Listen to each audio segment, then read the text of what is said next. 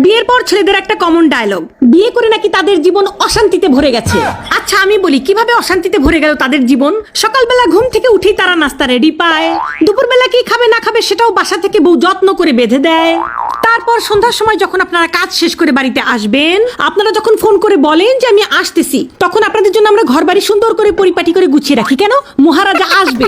তারপরে আপনি রাতে কি খাবেন না খাবেন সেটা জিজ্ঞাসা করে টাটকা টাটকা রাতের খাবার আপনাকে আমরা রেডি করে দিয়ে দিই। তারপর রাতের বেলা আপনি ঘুমাতে যাবেন, আপনার যে বিছানাটা সুন্দর করে বিছানা ঝাড়ু দিয়ে পরিষ্কার করে একেবারে গুছিয়ে আপনাকে ঘুমানোর জন্য রেডি করে দেয় কে? দেয় এই বউরাই দেয় আপনাদেরকে। জীবন অশান্তিতে ভরে যায় না? কার জীবন অশান্তিতে ভরে যায়? তারপর বিয়ের কিছুদিন যেতে না যেতেই দিয়ে দেন পেটে একটা বাচ্চা।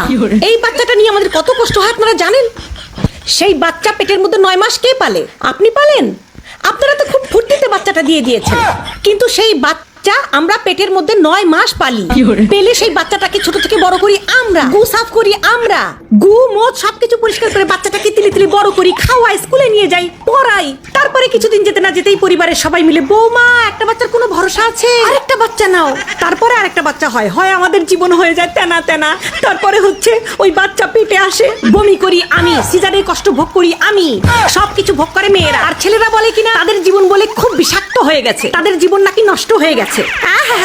তোমরা কি করো? ও এখন তো আবার খোটা দিবা, মানে আমরা কিছু বললেই পুরুষদের একটাই ডায়লগ, ও টাকা তো কামাই করা লাগে না, টাকা কামাই করলে বুঝতো কত কষ্ট, ঘরে বসে খাও তো টের পাও না। এই যে পুরুষরা শুনে রাখো, খবরদার টাকার খোটা দিবা না।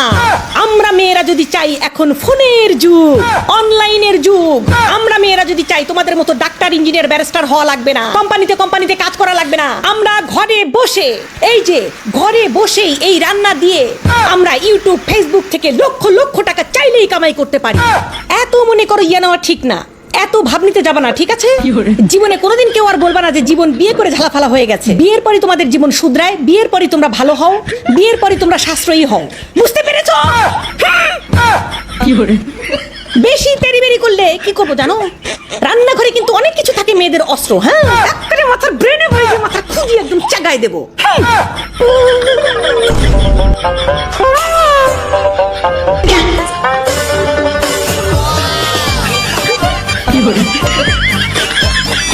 আহা, আমি পারি না আর পারি না।